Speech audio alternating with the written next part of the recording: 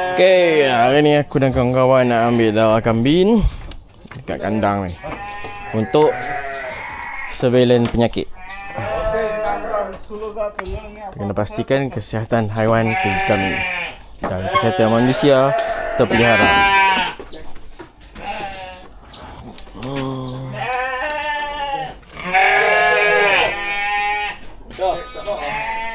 Apa dah?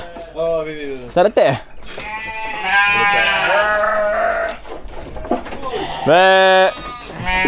Oi, macam mana terlepas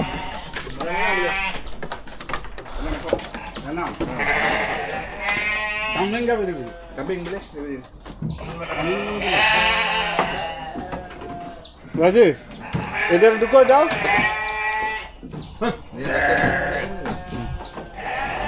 Sama kawan.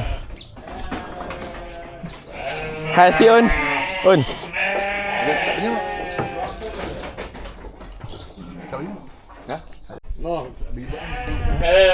Dah nak bagi video.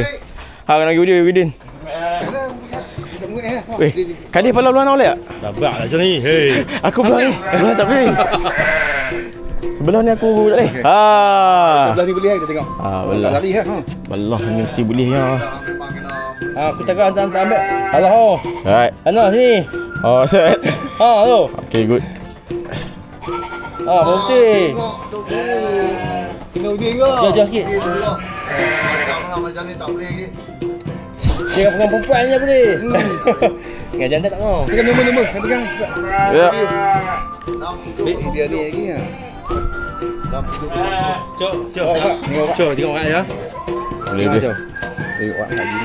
Kali tu. Tu punya tu. Betul je. Ha. Tengok kat. Ya. Jangan ujung. Betul? Ni. Okey. Okey. Bismillahirrahmanirrahim.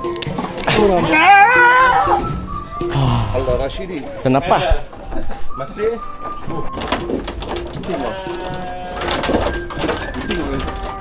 Kau salam.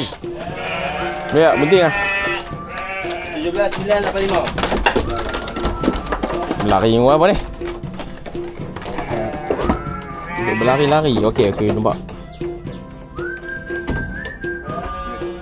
Dia bagi 17985. Okey, dah boleh lah dalam bulu banyak boleh lah. 17 985. Oi, itu nombor baru. Biar. Apa ya? 17 985. Good job.